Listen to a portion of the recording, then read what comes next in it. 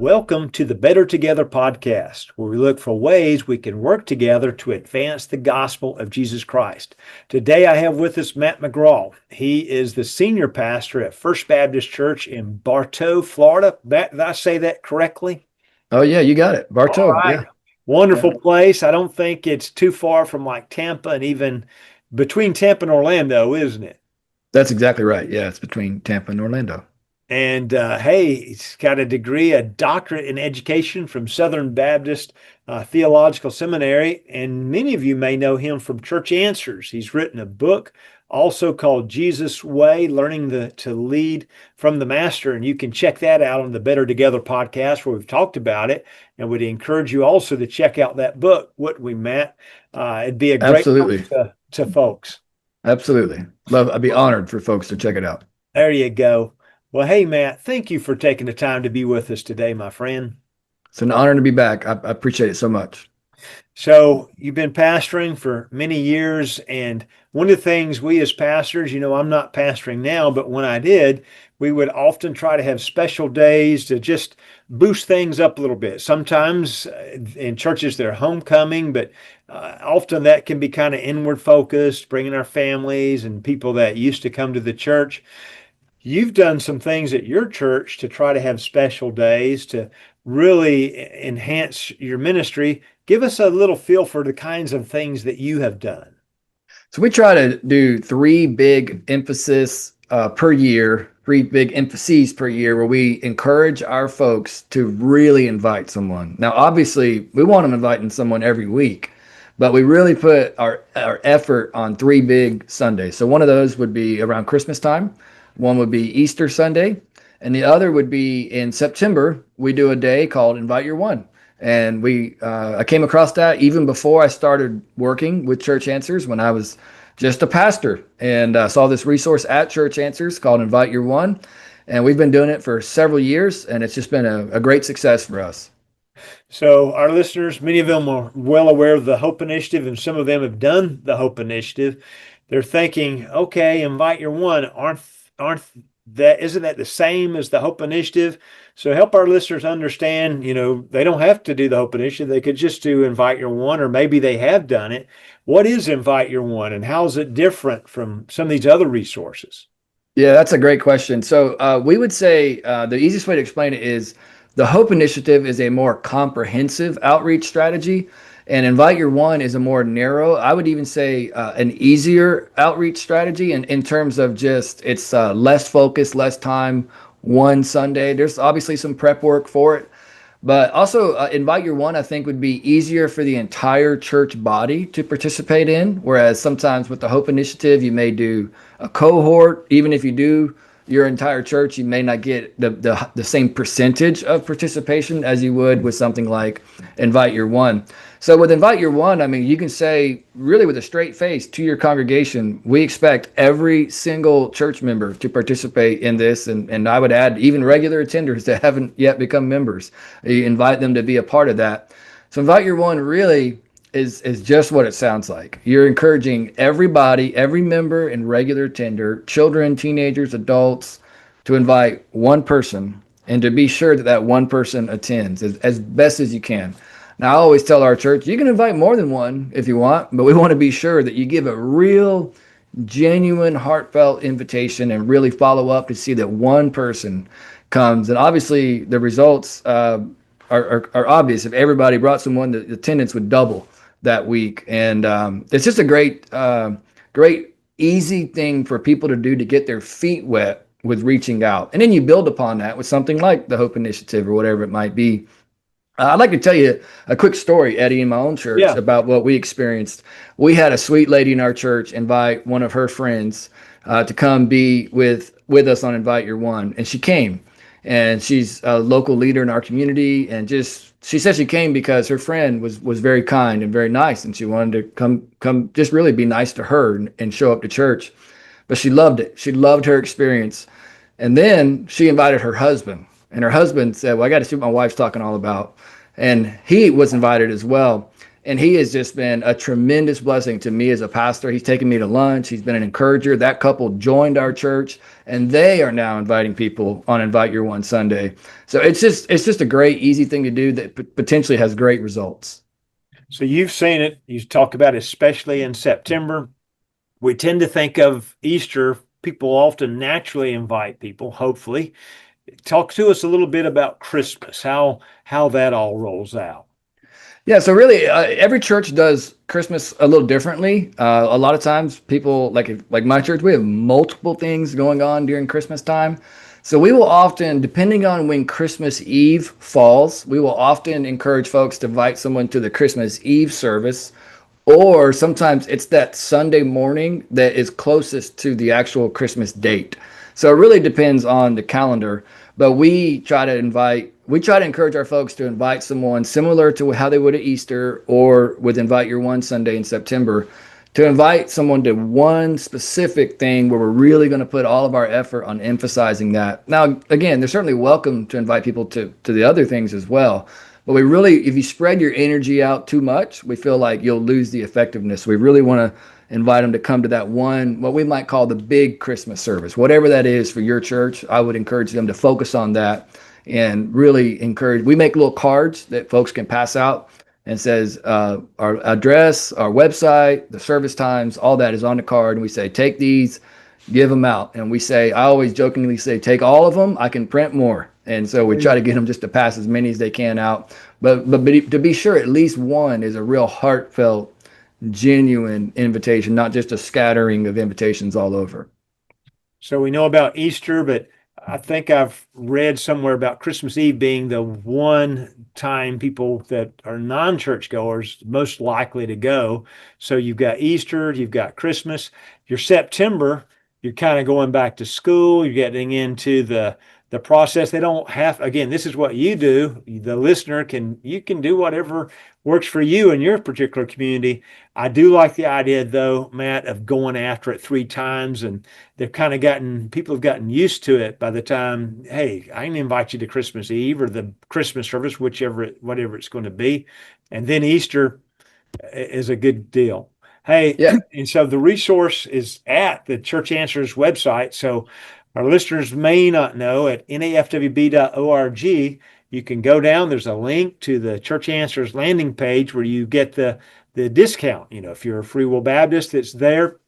We encourage folks to take advantage of it. And we encourage anyone listening to take this resource that Church Answers offers and look for ways to utilize it in your particular church. That's a great resource, Matt. I know you're also real heavy into small groups, and it's been a big, important part of your ministry and so forth. So why is it that small groups matter so much when we're trying to bring people along and disciple them in the Christian faith? Yeah, small groups are very important. So in our church, among other things, we say we want our folks to be part of a big group and part of a small group. And when we say big group, we mean the corporate worship service. And we want folks coming to church. We want people in a small group. Sometimes people call it Sunday school, whatever you call it. We're not tied to that. But the idea is being in a smaller group where you can grow more in intimacy with fellow believers, and also where you can make more connections. Studies will show that if someone is involved in a small group, that basically all the other spiritual disciplines will increase in their life. Giving, scripture reading, prayer, scripture memorization, fasting, whatever it might be, sharing the gospel, all those things are more likely to increase in someone's spiritual lives when they're part of a small group. Also, you connect them to each other, you connect them to outreach opportunities, you connect them to another opportunity to bring people who are lost into the church community to experience the gospel and experience the love of God's people. There's just, I could go on. There's just a lot of opportunities in a small group to connect in a deeper, more unique way that you can't in the big group worship service. Not to take anything away from that. That is so important. The worship service is. But small group would be right behind it in terms of effectiveness and spiritual growth and sanctification and connecting to the church. And so how can we equip our people in our church, many of them to be small group leaders, to try to help them along to be as effective as they possibly can be at that? Yeah, I think one of the reasons that people are reluctant to be a small group leader is they're intimidated. They think, I don't know if I can do this. And so one of the things we've done at Church Answers is we've developed a course, it's been around for a little while now, but it's just called How to Lead a Healthy Small Group. And it's taught by Kevin Mills, Pastor Kevin Mills. He's a great pastor in Georgia. He wrote a book on the topic and he taught a class on the topic. And so we just believe that we want help. We want to help pastors and church leaders. We want to come alongside them to train more and more and more leaders. You know, that idea of the principles we learned in Ephesians chapter 4, right? That God has called leaders of the church to equip other leaders in the church. He's called the pastors to lead and lead others to lead. And so this course helps people understand that they can do that they can actually lead a healthy small group. So it's good for aspirational leaders and it's good for current leaders. And it's good for pastors and church leaders to say, what should I be teaching my people? And so we have that resource available. And we just really believe if people understand the basics of a healthy small group, then not only will they be better equipped to start new small groups or Sunday school classes or whatever it might be, but also those who are already leading will be better equipped as well. That's great. And so this particular resource is actually a video-based resource, isn't it? Where you can watch Kevin kind of explain that, walk people through, use those resources, and it could be a way to train some leaders to go and to teach classes, to lead other small groups, kind of gives them some equipping, doesn't it? Yeah, it's great. It does. So this is part of our Church Equip family of courses. And so Church Equip is again, we're not real creative with coming up with names. It's exactly what it sounds like. We want to equip the church. And so it's a course, the Church Equip courses are all video based and they're designed, really you can consume them any way you see fit as a church. So we have it made possible where a church can share the access code for the course and send it to individuals. They can watch it at home in their pajamas if they want. Or you can have a designated time at your church facility where you all watch it together to learn together. And you can even have some commentary added by one of the pastors or another leader in the church. And so it's all video based. There's a learner guide that comes with it. If you buy the course, there's one textbook that comes with it. You can get more textbooks. Of course, they're easy to buy anywhere you buy Christian books. And so, yeah, it's just a great resource I think there's 12 sessions in that particular course, and they're about 10 to 15-minute sessions each. So it's not real challenging to complete in terms of the time, but it is very, very helpful. Also, some of your listeners may have heard about our Church Equip curriculum subscription. And I know you guys have great material there, the D6. I trust that's a great resource to all your churches. This might be something that churches want to do in addition to your great Sunday school small group material like D6. This would be something you could do in discipleship groups, something, again, folks can watch at home on their own time. So if some of the listeners wanted to choose to do a subscription, this course is included, or you can use that great discount code available to you all to just buy the one course just for the one time. And either way, it's a great option. So I do think, Matt, that's a way to build leaders. So like when I was a pastor, I felt like the more Sunday school classes we had or the more small groups we had, the better. And then also trying to have groups meeting throughout the week if possible. And so sometimes people do that with D groups, which is a great thing as well. Some of what you're speaking of is like, hey, we're learning a book of the Bible, or we actually are learning, some specific things that we've got a curriculum that some people may feel a little bit more at ease doing. Right? Is that kind of the way you see it? Absolutely. So yeah, going beyond just the course on how to lead a healthy small group, there are other courses, like you mentioned, Bible books. We just released one on the book of Habakkuk. It's a great course. I really enjoyed. I was editing the videos and I found myself just really enjoying listening to the videos. And so yeah, these are video based. And so this would be something, again, like a D group. You're meeting at Dunkin' Donuts on Tuesday evenings, right? I mean, you can watch this together. And the teacher really has some of that prep work saved, that time saved by the video, but then they can also come alongside it, add their own commentary, add their own thoughts. It's just really a great kind of a hybrid model to allow a small group or D group leader to teach some of their own stuff, but also to have something taught by one of the experts as well. It's a great option it's not for everybody necessarily, but it's a great option for those who may benefit from it. And so we're excited about it. I do it at my own church as well. That's great. So you've really given us two approaches. So one is more of an outreach thing. We do know a lot of people have dropped out of church that might be believers. So the invite your one is a way of going even after those particular people. But then also equipping, maturing, discipling, growing in the faith, thinking about what we're doing with our small groups, trying to enhance them, trying to increase the numbers of those.